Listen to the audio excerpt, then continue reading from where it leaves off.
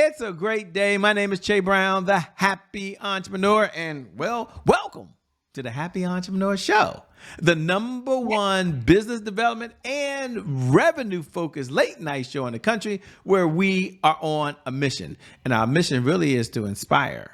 Our mission is to empower, and our mission is to provide you, the entrepreneur, with all of those resources that are necessary to execute that big vision you have for the people you would call to serve. On this episode, we have the one and only Yona. She's in the building.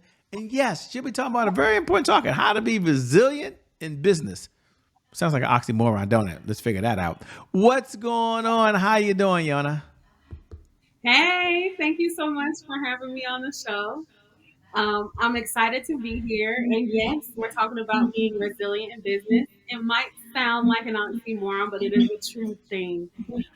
Because, in business, there's going to be ups, downs, rounds and around, middles, ends. But as long as you keep going, baby, you are resilient. You have made it through to the new year. Welcome to quarter one. I love it. Her energy, she's right there, by the way. She said, welcome, welcome, welcome. Now, before we get started, we'll talk about how famous you are in a minute. People will read your bio and say how great you are all over the world.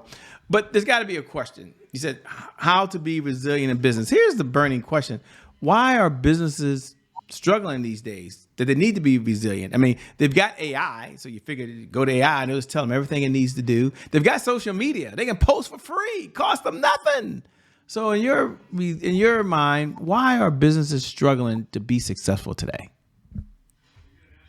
A big thing I've seen in a lot of businesses is yes, we have social media, but if you lack that consistency with that social media, you are losing out on an entire game. There's so many small businesses and even realtors that do not utilize that social media platform as it should be done. And what I mean by that is, are you posting 3 times a day? Are you really out here in the community scanning that blank card on your phone? Are you able to talk up your business? Because what we've seen since, COVID is everybody's an entrepreneur. Everybody's doing something. So what helps you stand out? And one of the things I found is your personality. Are you genuine? Do you know the knowledge of your product? And so on and so forth. I love it. And, resilience means different things to different people. When you use the word resilience, how to be resilient, what does resilience mean to you? And what does it look like so we can all be on the same page? Okay, so resilience to me is not only did I create my vision, but I stayed in the game no matter the obstacles that I encountered while on that ride. And so resilient means I might have something going on in my personal, but it does not take away from my business. For example, I had cancer. I thought my world was over. But a month later, I stuck to the vision board I made for myself that year, and I am seeing double the income that I've ever earned. And so Wow. staying in the race, okay, no matter what, having that faith at your number one, believing in self and what you have already planned for yourself. Well, you do so many things, which is amazing. Even before we got started, you were directing traffic or what's going on around you. You do so many things. How do you manage to do so many different things without feeling stressful and overwhelmed? At least you seem so calm anyway. Oh, listen, I don't do anything I don't want to do. Everything that I'm doing as far as real estate, behavioral health, as far as childcare, is not only my passion, but I feel like it's my purpose. So that I'm purpose driven. I don't align myself with things that I think can make me a quick buck or, this seems like a good idea. I align myself with things in which speak to my nature, my brand, and my heart directly, my purpose, my passions. What do you tell yourself in moments that you've got to be extremely focused, in moments with so much going on? Is there anything you tell yourself to really keep yourself inspired? Do you have a affirmation or something that you tell yourself? Oh yeah, I have a family quote. The difference between ordinary and extraordinary is just a little bit extra. So, do I want to be ordinary? Do I want to be great? Or do I want to be extraordinary? Do I want to climb the mountains that people told me I couldn't do as an Afro Latina, as a daughter of an immigrant, as a daughter of parents that come from the projects, as a daughter of parents that never owned a home? Do you understand? Um, with that, instead of it being a negative energy, I turn that into my positive, because I can do these things that I set my mind to. I can do these things because the world is my oyster. And if I put my foot forward and I produce the work, I'm going to receive those results. You're So going to receive confidence. them. You're doing it. I mean, I can hear the energy. I can hear the passion. I can hear what's going through you. You came to this call with so much energy. You were so excited. I'm curious. Folks don't know the backstory. Okay. You got started. There's someone right now that's listening that's probably driving down the road and saying, whoa, I'm listening to this podcast. This sounds pretty cool. There could be a mom right now, got a lot going on. She's like, hey, I'm cooking, but I hear this. Who is this woman who's speaking right now? There's someone right now that might be at their office and they haven't read your bio. Take a moment and tell us, who is Yona and what's the backstory that led you to doing what you're doing now? We want to know. Well, if we're going to go there, so quite honestly, military brat. Moved around the world, never really had a place to call home except for Los Angeles. That's where I was born. Being in the culture and the community around me shaped my perspective on what is attainable. And I give a lot of grace to my mother, who actually, before she passed, was a GS 14. And the last thing she told me was, make sure that they find out who you really are. It's your time. And so going through that, and enduring that pain, because I actually lost my dad a month before. I literally got off the plane. Kobe passed. I'll never forget it. Kobe passed the week of the funeral. My mom, all of a sudden, we put my dad in the ground and she could no longer walk. I got home, had to rush her to Duke. The next day, they told me my mother had a month left. Um, I was left with my paranoid schizophrenic brother. He had got diagnosed a year before. And it was just me. Um, it was me to secure the household. It was me to plan the funeral. It was me to take care of my mother as her caregiver, while at the same time, I was actually working as a teacher and just finished my master's. Um, During that time, what kept me was responsibility. Knowing that I am now, catapulting over one of my older brothers. I am now the head of household. I am now, running the family. Um, and in those moments, I think it's easy to kind of fold, but my parents always kind of prepared me with the notion of the circle of life. We put you on this earth, we brought you here, but it's your job to carry us through. Legacy and honor is something that I grew up with knowing my entire life. And a lot of people don't know this. I actually was a junior Olympic swimmer. Um, my father was an immigrant Olympic swimming coach, and he definitely instilled those things in me. Actually got a scholarship to Howard. A lot of people don't know. I turned it down and I said, hey, I'm not swimming anymore. I'm going to East Carolina. What? My dad was, yeah, it's a true story. This is my life. This is y'all. Okay, You want to okay. know Tell where us it is. about it. Tell us about it. So my dad, of course, was like, same face. What?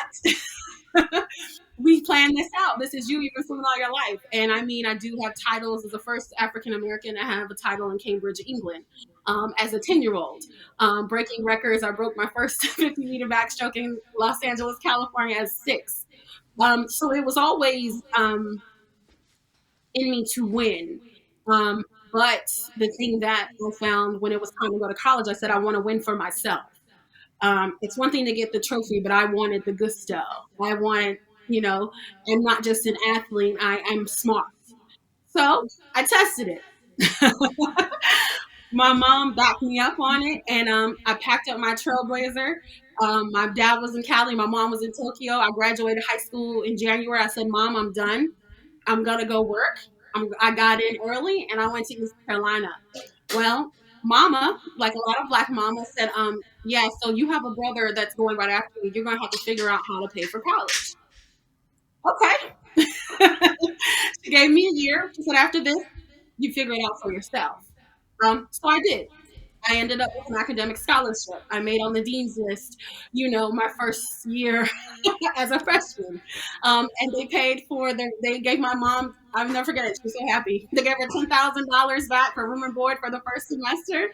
And they paid my way the rest. And I worked 3 jobs. I was a swim instructor, I was lead guard, and I worked at a child care.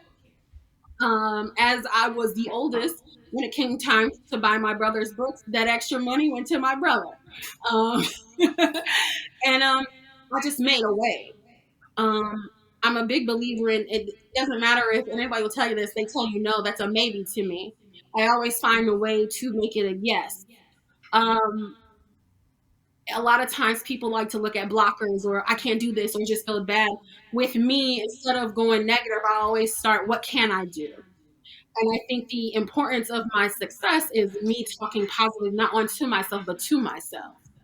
And I say that, no, it's like onto yourself and to yourself. You can be nice to yourself, but that doesn't mean you're accountable. When I say I speak nicely to myself, I am my biggest cheerleader. So in them darkest hours, uh, when my mom passed or, my dad passed and it's just me and my brother, no family, I told myself I'm going to buy us a house. Literally 25 years old. I never forget it. I told my godmother, I'm going to take this money. I'm going to buy a house. We never owned a house. We moved around. We never had it. Mama never wanted it. I'm going to go buy the house. Well, unbeknownst to my godmother, 3 months later, I came back. Here's the deed. I bought the land and the house. So I currently live no mortgage. You know what I'm saying? 25.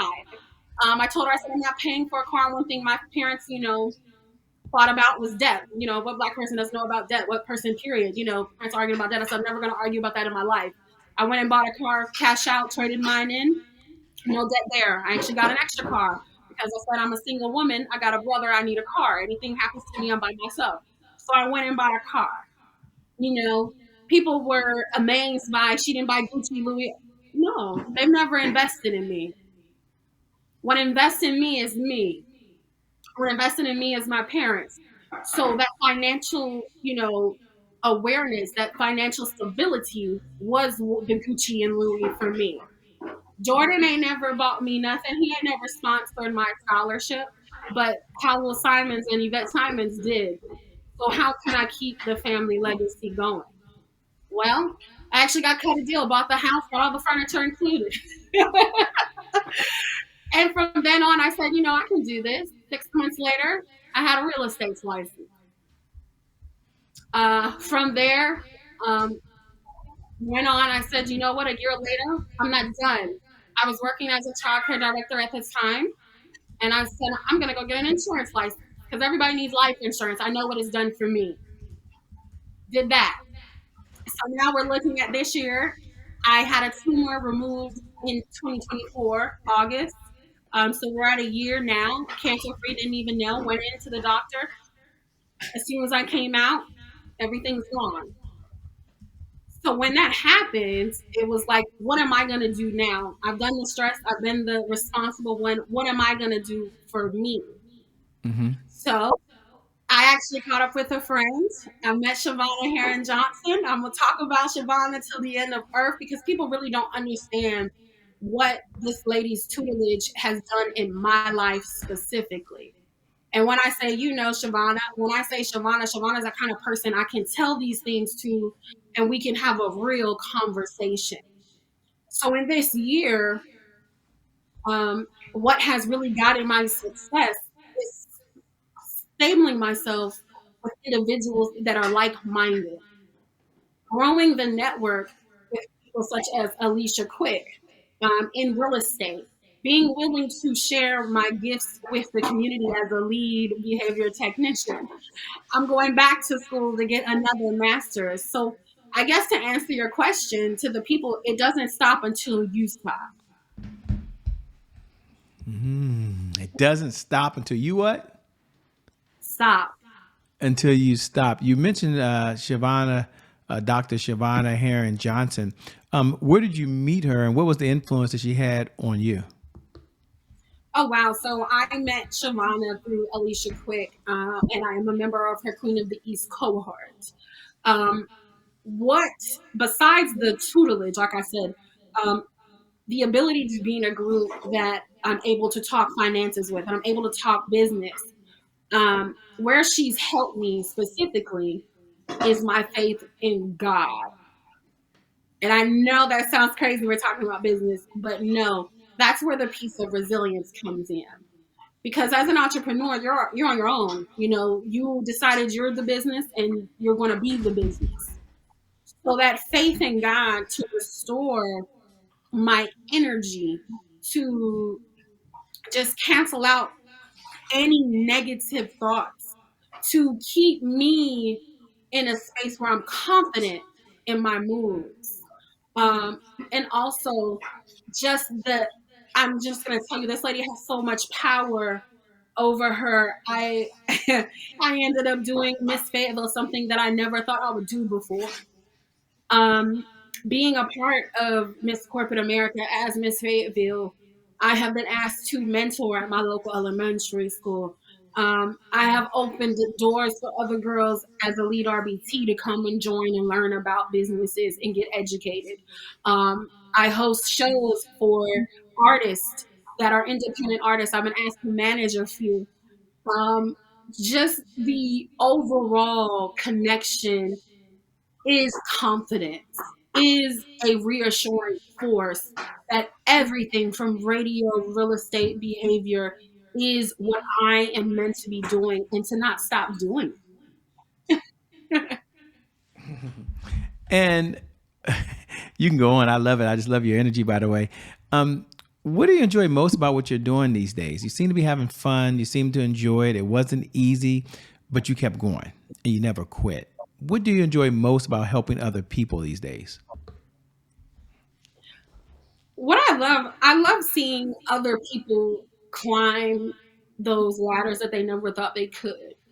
I love seeing people find the utmost respect and goodness in themselves, as well as parents or just even my real estate clients. The way that I'm able to, help foster generational health by just giving credit advice, by making sure people understand what it means to own property, and that's just a service for me. Like I said, it's a lot of people. I come from a family, nobody owns anything but one or two people.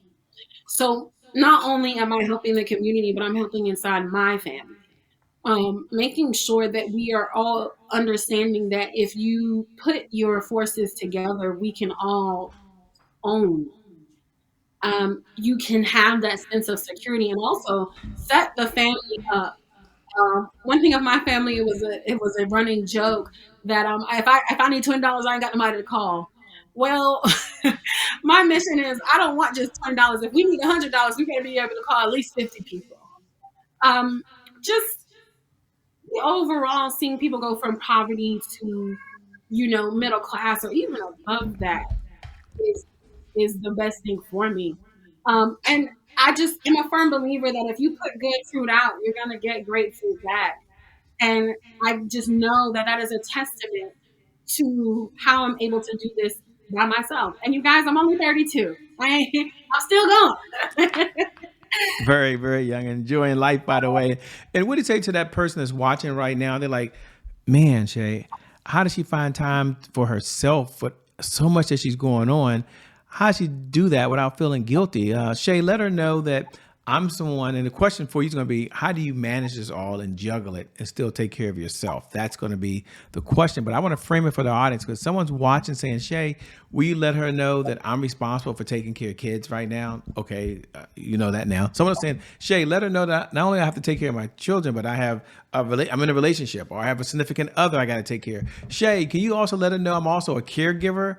Oh, Shay, she's saying she's doing this having fun. Let her know I'm a dualpreneur. I work a full-time job and I'm doing my gig full-time. Shay, I got a lot going on. So how does she have so much going on and find time for herself without feeling guilty when everybody else is dependent on her? Listen, because self love is the best love. And if you're with me, and that's my boyfriend 100% is supportive. If you're with me, you understand what makes me happy. And doing these things is what makes me happy. So, what I say to those of you that just do it, get that organizer. I schedule time for myself as far as self love. Every Sunday is my day. I do nothing on Sundays. But baby, from Monday through Saturday, it is hot. It is lit. I schedule dates where every other Saturday I am with my significant other, and that's just our day for us to lock in. And we call it a we call it a bubble because we are literally just brainstorming together. Okay, and why I don't feel guilty about the time that I'm using is because my brother will come to me and ask me, "You ain't selling any houses? How you doing, sis?" I make sure, everybody is invested in me doing great because they know I'm bringing it back home. We are a team. And so there is no division in us. We are all working for the greater good of us because we are family. We are the unit. So, no, we take trips. We go out here, but when it's time for business, it's time for business, and everybody plays a role. I love my brother for that. He's my baby brother. He's not my only brother. I got a whole bunch of brothers, but he is my baby brother. But a big thing about him is we check in. We have meditation every Saturday morning, just him and I. And we discuss where we see ourselves as siblings. What do you want? You know? And we actually have the brainstorming time to say, I'm okay with this. I incorporate it. Let him know what we're doing and why I'm doing it. I'm doing this for us, bro. We need another house. We're gonna have that by 2027. You know, it it it doesn't work if the unit is not aligned. So what I say to young ladies, sis, if their man is not behind you 100%, baby, it's 3.5 billion people on this earth. Go ahead and find another one. If he is not here to hold you up while you holding him up, that's not for you. Fellas, same vice versa. Because I do all this and Yona does cook. Okay. I cook dinners, I make lunches. Because if she's not supporting you either, she's not willing to help you go there, she is not for you. If she is not willing to pray over you or however y'all celebrate, she is not for you. If it's too much to aid someone else in support while you're supporting yourself, it ain't gonna work. It just is not going to work. Um, what do you do for fun when you're not out saving the world? When you're not helping everybody have a resilient business? You talked about something that you and your significant other do. What does this fun look like for you these days? Oh my gosh. Fun is wine tastings. Oh my gosh, we love like any type of black owned business and testing it out. We just went to one. We went to Flavor Hills over the weekend, just had brunch. We love to take a little trip, little weekender. So we might go to South Carolina, might go to DC, 2 day things. We can come back, but also just watching a movie. The basics. We like watching movies. I love it, by the way. I love it. I love the energy. You might have said this before, but I just want to make sure we circle back. If someone is watching right now, you use the word resilience, and they're like, you know what? I just feel like quitting right now. And I know that might be you. If you're out there listening right now, if you need help, get help immediately.